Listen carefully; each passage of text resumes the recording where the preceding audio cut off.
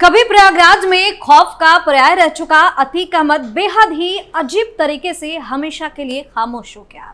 कभी पुलिस और मीडिया के सामने शेर की तरह दहाड़ लगाने वाला बेसहारा बनकर मौत की नींद सो गया। कहते हैं कि समय एक जैसा नहीं रहता। जब तक अतीक अहमद जिंदा था, लोगों पर बहुत जुर्म किया, सबको खौफ के साए में रखा, लोगों की संपत्ति हड़प ली। लेकिन जैसे ही राज्य में सीएम योगी सत्ता में आए, सब कुछ बदल गया। इन माफियाओं की उल्टी गिनती शुरू हो गई। लोगों ने इनसे डरना छोड़ दिया और इनके खिलाफ आवाज उठने लगी। वहीं अतीक अहमद की मौत के बाद उसका खौफ भी खत्म हो गया। इतना ही नहीं, अब तो लोग उसके जमीन पर कब्जा करने लगे हैं, जिसके बाद पुलिस का एक्शन देखने को मिल रहा है। नमस्कार, आप देख रहे हैं कैपिटल टीवी उत्तर प्रदेश और मैं हूं आपके साथ दिव्या सिंह। इस खास प्रोग्राम पर्दाफाश में आपका स्वागत है। पर्दाफाश में बात होगी अतीक अहमद की।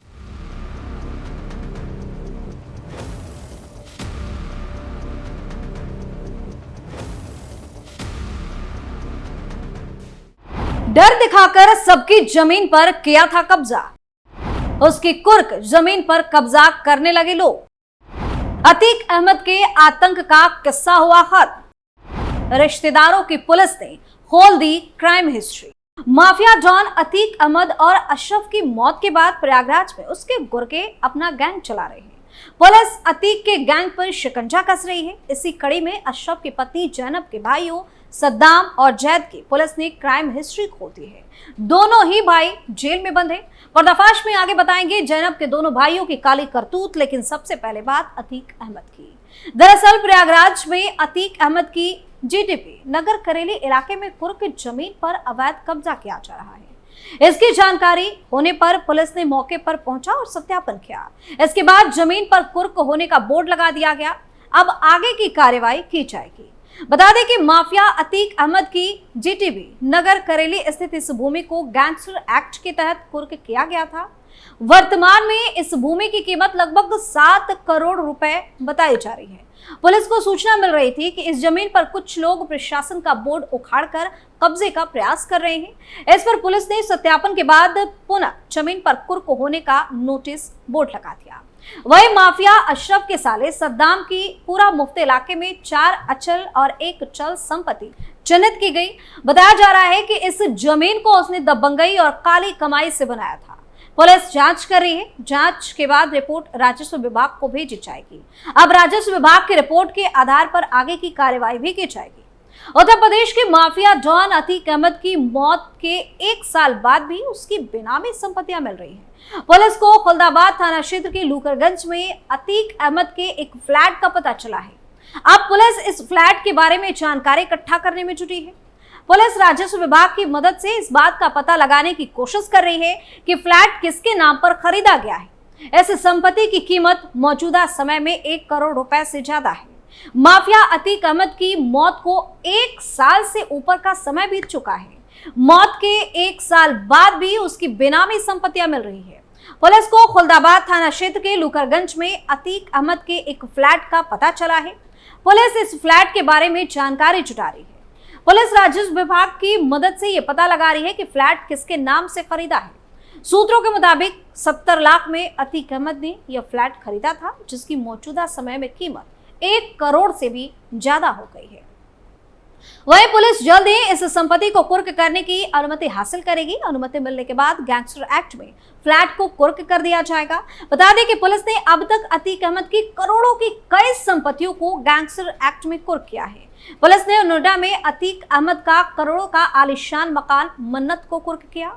एक राज मिस्त्री के नाम की गई 12 करोड़ की जमीन भी कुर्क की, जबकि अतीक अहमद की पत्नी शाइस्ता परवीन के नाम बंगाल होटल के पास मिले बेशकीमती जमीन भी कुर्क करने की तैयारी है। बता दें कि उमेश पाल हत्याकांड का आरोपी असद और गुलाम के एनकाउंटर के ठीक 2 दिन बाद माफिया डॉन अतीक अहमद और उसके भाई अशरफ की भी हत्या कर दी गई थी। दोनों को उस वक्त गोली मार दी गई जब उन्हें मेडिकल चेकअप के लिए कलविन अस्पताल ले जाया जा रहा था। प्रयागराज में मेडिकल कॉलेज के पास हमलावरों ने अतीक और अशरफ को गोलियों से भून दिया। हालांकि अतीक और अशरफ की हत्या करने वाली 3 हमलावरों को पुलिस ने गिरफ्तार कर। ऐसे में 44 सालों के अपराध की पूरी कहानी का महज 1 मिनट में खत्म हो गया और ये माफिया मिट्टी में मिल गए। दूसरी तरफ लोकसभा चुनाव खत्म होने के बाद प्रयागराज की कमिश्नरेट पुलिस ने माफियाओं और उनके अपराधी परिवार पर फिर से शिकंजा कसना शुरू कर दिया है। प्रयागराज के पूरा मुफ्ती थाने में माफिया अतीक अहमद के भाई खालिद अजीम उर्फ अशरफ के दोनों सालों की हिस्ट्री शीट खोल दी गई है। पुलिस ने जेल में बंद सद्दाम और कई मुकदमों के वांछित जैद मास्टर की हिस्ट्री शीट खोली है। बरेली जेल में बंद सद्दाम पर प्रयागराज के अलग अलग थानों के अलावा बरेली में भी कई मुकदमे दर्ज हैं। अशरफ के बरेली जेल में रहने के दौरान सद्दाम वो शख्स था जो जेल के अंदर से अशरफ के सारे काम को संभाल रहा था। उमेश पाल हत्याकांड में शूटरों की मुलाकात भी अशरफ ने सद्दाम से ही करवाई थी, जिसका सीसीटीवी वीडियो भी सामने आया। उमेश पाल हत्याकांड के बाद से सद्दाम फरार था। काफी दिन बाद सद्दाम को पुलिस ने दिल्ली से गिरफ्तार किया था। तब से वो बरेली जेल में बंद है। जेल में रहते हुए भी उस पर कई मुकदमे दर्ज हुए। सद्दाम की हिस्ट्री शीट नंबर 34 भी अलॉट हुआ है। जानकारी के अनुसार अशरफ के बड़े साले मोहम्मद जैद की भी पुलिस ने हिस्ट्री शीट खोली है। जैद पर सिर्फ प्रयागराज के पूरा मुफ्ती थाने में ही कुल 5 गंभीर मुकदमे दर्ज है, जबकि एक मुकदमा शाहगंज थाने में दर्ज है। जैद की हिस्ट्री शीट का नंबर 35 भी अलॉट हुआ है। मौजूदा समय में जैद कई मुकदमों में वांछित है और पुलिस उसकी तलाश कर रही है। आरोपी की अशरफ की पत्नी जैनब और उसके भाई सद्दाम और जैद ने अतीक अशरफ के प्रभाव का इस्तेमाल करके पूरा मुफ्ती के सलाहपुर में वक्फ की 50 करोड़ को जमीन को टुकड़ों टुकड़ों में बेच दी और इसी वक्फ की जमीन पर अशरफ की पत्नी जैनब ने अपने लिए आलिशान कोठी बनवाई। हालांकि मामला खुलने के बाद जैनब, सद्दाम, जैद सहित कई लोगों पर मुकदमा दर्ज हुआ, जिसमें जैद सहित सभी आरोपी फरार हैं। जैनब की द्वारा बनाई गई इस कोठी की पुलिस पहले ही कुर्क कर चुकी है। अब वक्फ की इस प्रॉपर्टी पर किए गए निर्माण पर जल्द ही बुलडोजर चलना है। उत्तर प्रदेश में योगी सरकार ने माफिया अतीक अहमद और उसके IS 227 गैंग के गुर्गों की अवैध और बेनामी संपत्तियों को खोज कर जब्त किया है। अतीक और अशरफ की इस बेनामी संपत्तियों को खोजने का सिलसिला भी जारी है। पुलिस को प्रयागराज के लुकरगंज में अतीक के 2 फ्लैट का पता चला है, जिसे अतीक ने अपने रसूख के बल पर मामूली कीमत में अपने नाम करा लिया था। पुलिस अब जांच के बाद इन फ्लैट्स को भी अटैच करेगी। पुलिस ने ऐसे लोगों के लिए एक रास्ता भी खोला है जिनके पास भी अतीक की बेनामी संपत्ति हो, वो प्रयागराज कमिश्नरेट पुलिस से संपर्क करके बेनामी संपत्ति को सरेंडर कर दे। अगर पुलिस ने बेनामी संपत्ति खोजी तो उसको रखने वालों पर मुकदमा तो दर्ज होगा ही, साथ ही उसे सलाखों के पीछे भी जाना होगा। इस मामले में GCP सिटी दीपक भूकर ने बताया कि कुछ लोग जागरूक होकर माफियाओं की बेनामी संपत्ति खुद ही सरेंडर कर रहे हैं। मजदूर हुबलाल इसका एक ताजा उदाहरण भी है, जिसने माफिया की करोड़ों की संपत्ति को छुपाने के बजाय कमिश्नरेट कोर्ट में सरेंडर कर दिया, क्योंकि उसको पता था आज नहीं तो कल कानून के हाथ उस तक जरूर पहुंचेंगे। वहीं प्रयागराज की कमिश्नरेट पुलिस ने शहर में माफिया राज लगभग खत्म ही कर दिया है। जेल में बंद अतीक के दोनों बेटों को हिस्ट्री शीट पहले ही खुलदाबाद थाने में खोली जा चुकी है। अब अतीक के भाई अशरफ के सालों की हिस्ट्री शीट खोल दी गई है, जिससे साफ है कि माफिया के करीबी और रिश्तेदारों ने जिस हनक से हराम की दौलत बनाई थी, उसी तरह कानून अपनी हनक से उन लोगों पर शिकंजा भी कसेगा। प्रयागराज के लोग माफियाओं पर हुए इस एक्शन से काफी खुश हैं। अतीक के गढ़ रहे जिस शाकिया इलाके में बाहरी लोग जाने से भी बचते थे, उसी तरह कानून अपनी हनक से उन लोगों पर शिकंजा भी कसेगा। प्रयागराज के लोग माफियाओं पर हुए इस एक्शन से बेहद ज्यादा खुश है। अतीक के गढ़ रहे जिस चकिया इलाके में बाहरी लोग जाने से बचते थे, आज हालात ये है कि देर रात भी चकिया मोहल्ले में रौनक रहती है और व्यापारी बेखौफ होकर देर तक दुकान खोलकर व्यापार भी करते हैं। तो अब माफिया अतीक के आतंक का अंत हो गया है।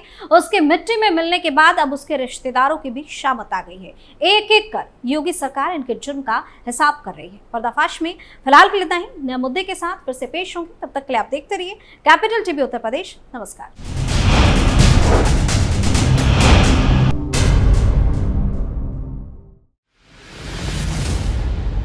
मैं राजनीति करता नहीं, पर राजनीति को बहुत गहरे तक समझता हूं।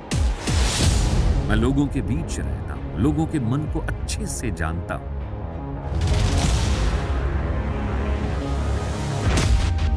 पब्लिक और पॉलिटिक्स की हर नब्ज को खूब पहचानता हूं। संघर्ष की सियासत से सत्ता के सिंहासन तक मैं हर खबर से खरा सच निकालता हूं। ना कोई दौड़, ना कोई रेस।